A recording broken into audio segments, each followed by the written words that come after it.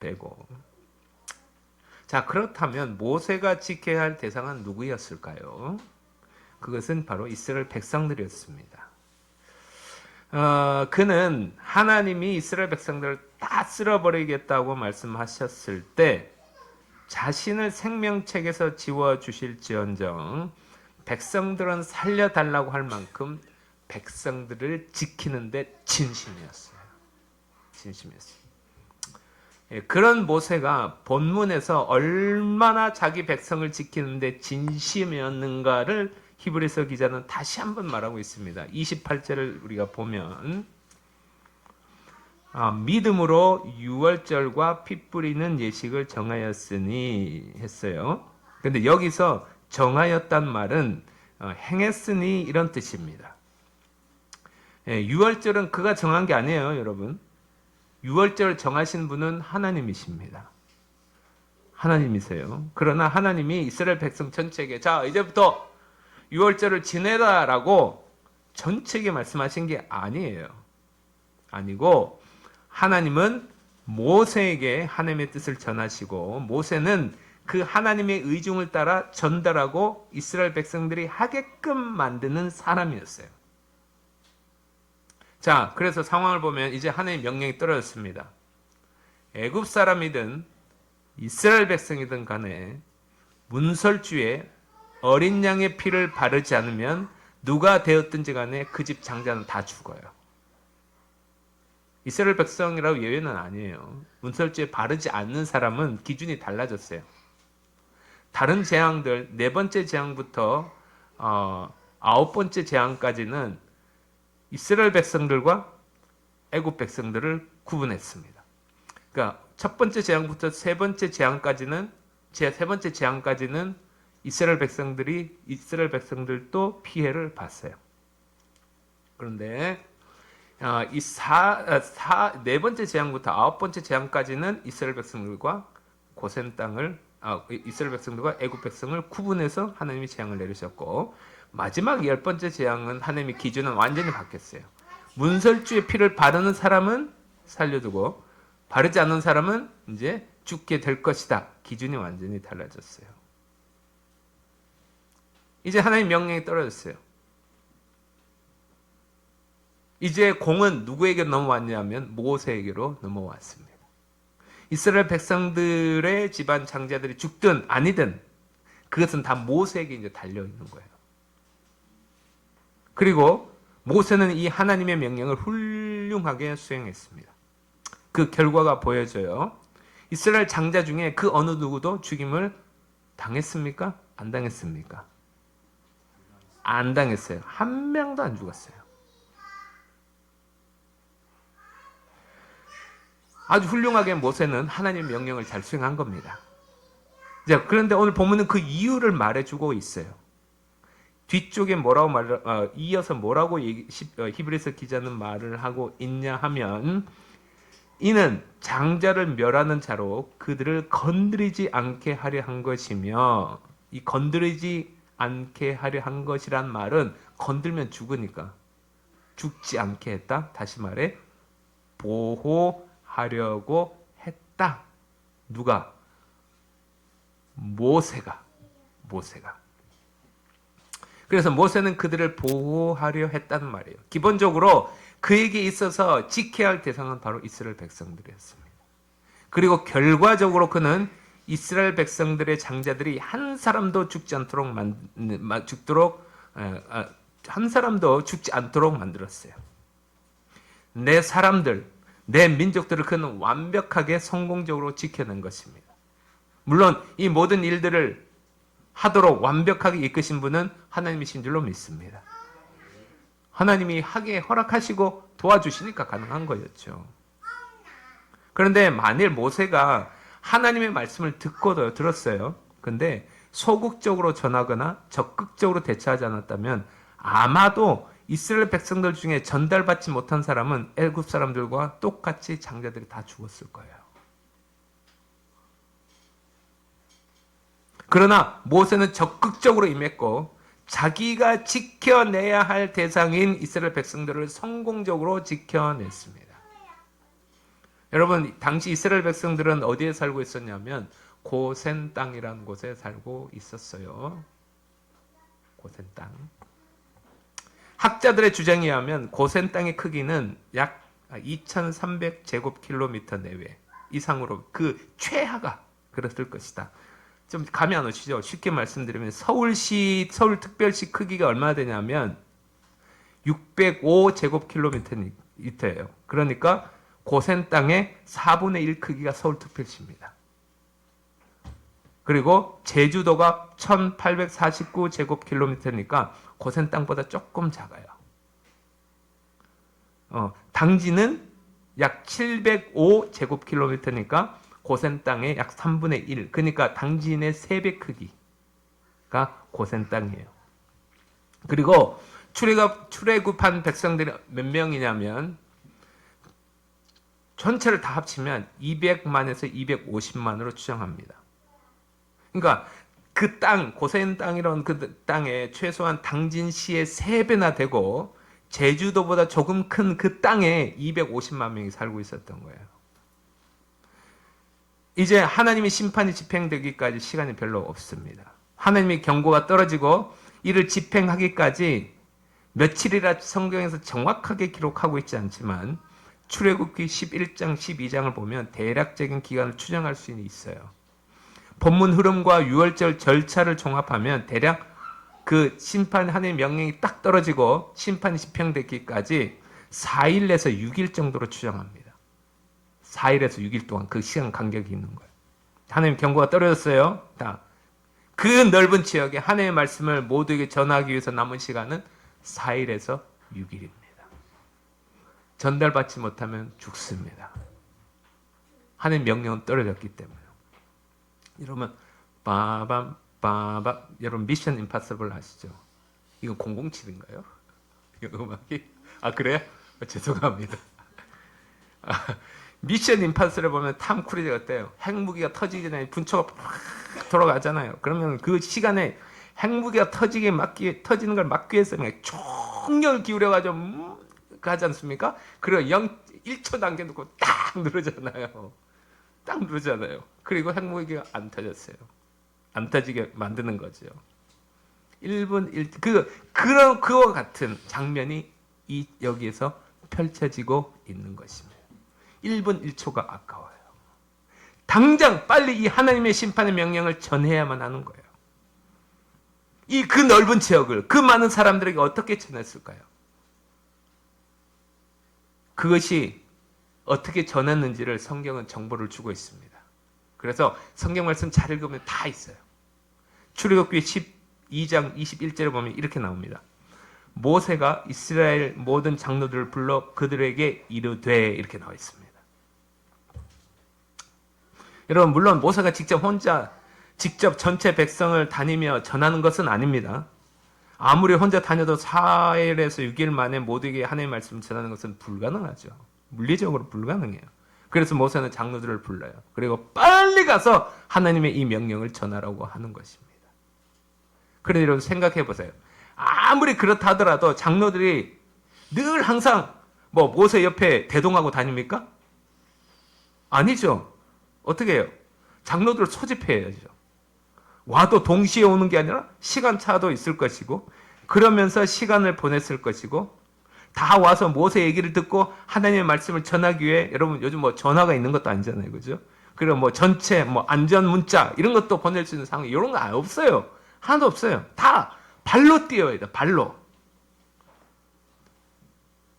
일반인들이 아무리 잘 뛰어야 50km 내외입니다. 여러분 장로들이 젊은 사람들일까요?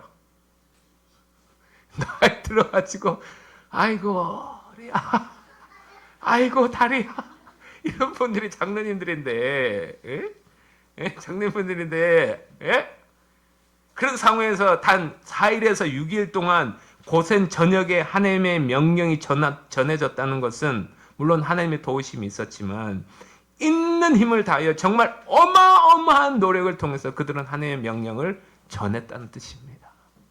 할렐루야. 그리고 히브리서 기자는 바로 이 지점에서 모세와 장로들이 믿음으로 했다고 말하고 있는 것입니다. 바로 이 지점에서. 모세는 장로들에게 이렇게 말했을 거예요. 장로님들, 불가능할 것 같지만 절대로 한 사람도 장자가 우리 이스라엘에서는 죽어서는 안 됩니다. 반드시 지켜내야만 합니다. 그러니 물리적으로는 하나님의 말씀을 다 전하지도 못하고 하나님이 심판이 임할 수도 있습니다. 그래도 최선을 다해 봅시다. 포기하지 말고 믿음을 가지고 달리세요. 빨리 가세요. 하지 않았겠습니까? 그 모세의 말을 들은 장로들은 달리기 시작했고, 그리고 마침내 모든 백성에게 하나님의 명령을 전하였고, 하나님의 도우심으로 애굽의 장자들은 다 죽었지만 모세가 전한 하나님의 말씀을 들은 모든 이스라엘 백성들의 장자는 다 살아났습니다. 여러분에게도 지금까지 분명 지켜야 할 대상이 분명 있으셨고 지금까지 그 대상을 지키기 위해 달려오신 줄로 믿습니다. 그렇게 알고 있어요. 여러분, 지켜야 할 대상이 분명하면요, 생각하는 것이 달라지고 행동하는 것이 달라져요. 이번 여행을 정말 은혜 가운데 잘 갔다 왔습니다. 너무 감사드려요. 그리고 어제는 집안 구석구석 대청소를 했습니다. 그렇다고 뭐 가기 전에 청소를 안 했냐? 그건 아닙니다.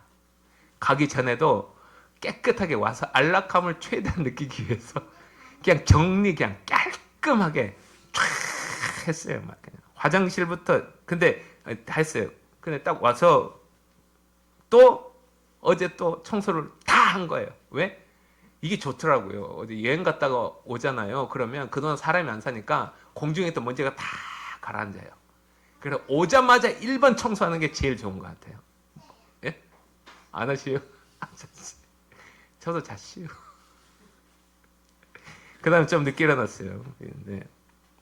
그런데 막 그냥 화장실도 막 빡빡 닦고 변기도 막 진짜 깔끔하게 윤나게 아이씨 균들이 아이씨 치사해서 더럽고 이 집 안 산다 이럴 정도로 그냥 열심히 닦았습니다. 그런데 그때 딱 생각이 드는 생각이 딱 이런 생각이 들었어요. 중국 상해 호텔에 머물면서 3일을 머물러보는데 1박 할 때마다 여러분 얼마나 지저분합니까? 지금 쓰고 던지고 닦고 막 물 있고 막 그냥 또 샴푸 어지러져 있고 막 그런데 치울 생각을 안 해요. 안 해요. 왜? 여기는 내가 지켜야 할 내 집이 아니야. 내 집이 아니야. 수건이 널브러져 있든 물이 여기저기 흩어져 있든 뭐 이불이 엉망으로 있든 신경 안 써요. 아무리 어지러워도 나와 전혀 상관없으니까 손을 안 대는 거예요. 그러나 아무리 깨끗해도 아무리 보기 깨끗해 보여도 내가 지켜야 할 집이라고 생각하니까 그러고 보면 먼지가 보여요. 그래서 닦고 또 닦는 거예요. 여러분 아무리 내 눈에 쓰레기가 보여도 아무리 왔다 갔다 하면서 그걸 봐도 나와 아무리 상관이 없다고 생각이 들면 안 치워요. 내 집이고 나랑 상관이 있으니까 내가 깨끗이 지켜야 할 곳이라고 느껴지니까 손이 가고 치워지는 거예요. 맞습니까? 안 맞습니까? 맞잖아요. 여러분 이제 내 집이나 내 자식뿐 아니라 행동 반경을 넓혀서 교회가 여러분이 지켜야 할 대상이 되시기를 바랍니다. 교회가. 사도행전 20장 28절에 이런 말씀입니다. 여러분은 자기를 위하여 또는 온 양떼를 위하여 삼가라. 성령이 그들 가운데서 여러분들을 뭘로 삼으셨다고 그랬냐면 감독자로 삼았다 했어요. 감독자로 삼고 하나님이 자기 피로 사신 교회를 보살피게 하셨느니라. 여러분 교회 감독자들입니다. 우리 가슴에 박이도록 그냥 흘려가는 말 하지 말고 가슴에 박이도록 서로 쳐다보시면 당신이 우리 교회 감독자입니다. 축복해 주시겠습니다. 얘들아 수정아 유정아 핸드폰에 보물단지 있니? 자 쳐다보면서 너가 우리 교회 감독자야. 시작. 축복의 시작. 진심으로 박이도록 우리 장로님이 우리 교회 감독자인 줄로 믿습니다. 우리 권사님들이 우리 교회 감독자인 줄로 믿습니다. 우리 집사님들이 우리 교회 감독자인 줄로 믿습니다. 네, 그렇습니다. 교회가 어떤 곳입니까? 하나님이 자기 피를 흘리시고 죽으심으로 사신 곳이에요. 사도행전을 쓴 누가는 이렇게 말합니다. 너희가 교회 감독자다. 여러분, 감시하라는 감독자가 아니에요. 누가는 이어서 뭐라고 얘기합니까? 교회를 보살피는 것이 감독자가 하는 역할이다. 이렇게 얘기하고 있는 거예요. 어디 힘든 지체가 없는지, 아픈 사람은 없는지, 도움이 필요한 지체는 없는지 계속 살피라는 거예요. 그게 감독자가 할 일이라는 거예요.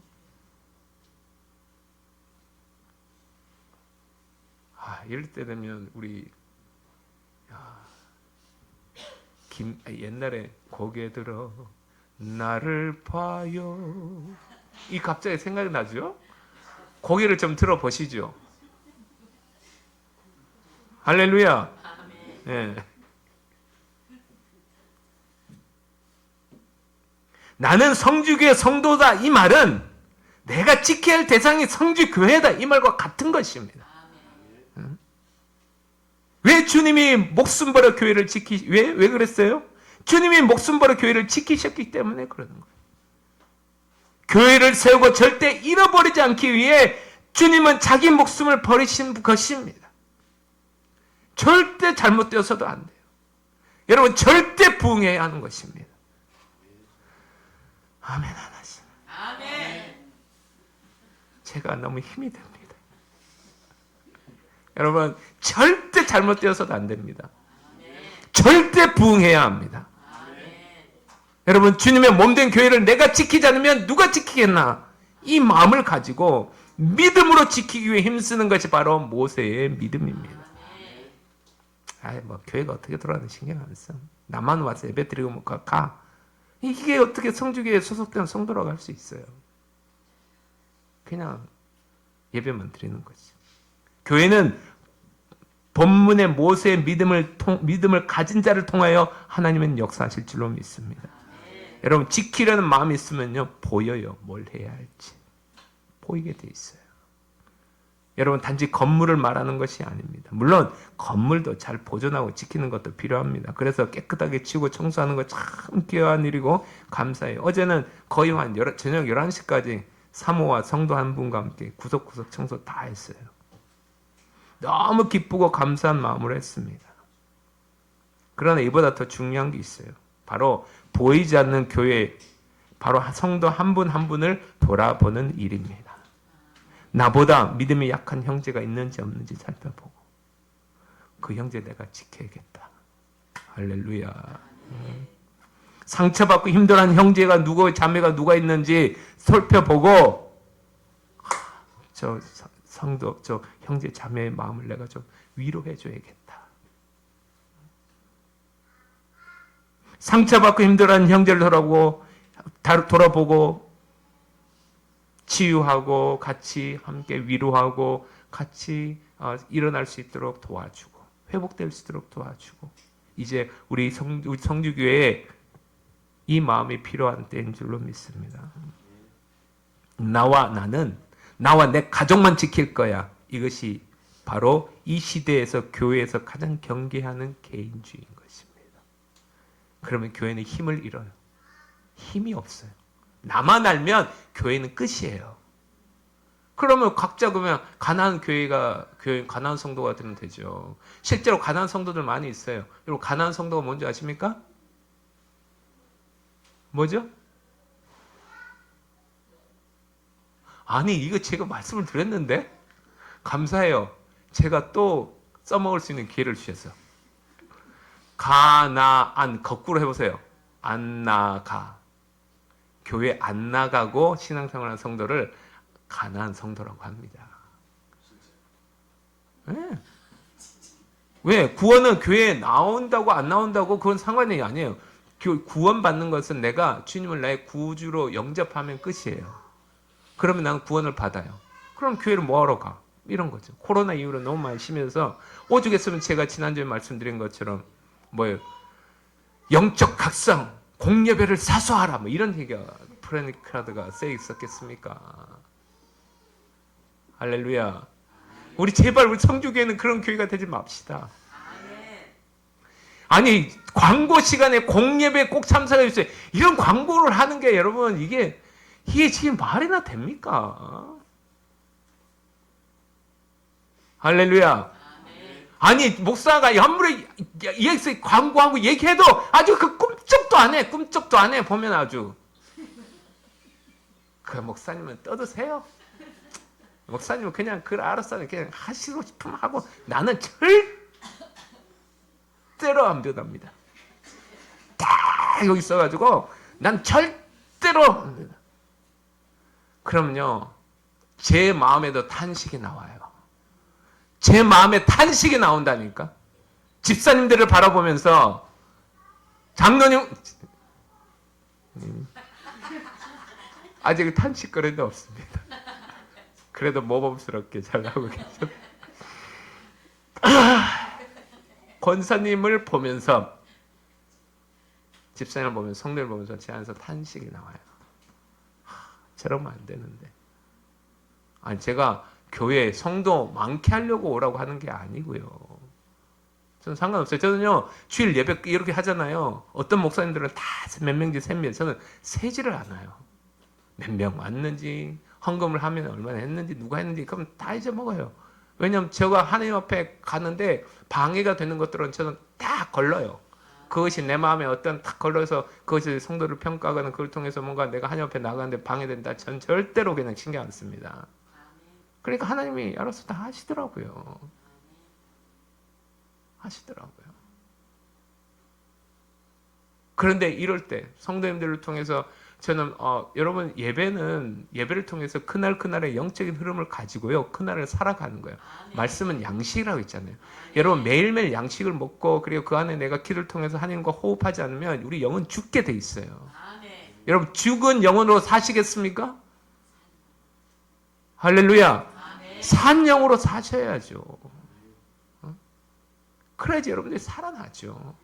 전 가장 기쁜 게 뭐냐면 여러분이 영적으로 살아나서 막 영적으로 막 잘하는 게 보이는 게 있으면 가장 행복한 사람이에요. 물질 욕심도 죄송히 없어요. 뭐 규모로 해서 막 해가지고 나 이 정도 명예욕도 없어요. 전 그거밖에 없어요. 하늘 앞에 가는 그날까지 여러분 한 분 한 분들이 신앙적으로 잘 쓰고 그리고 잘하는 거 보면 그것처럼 저는 행복한 게 없어요.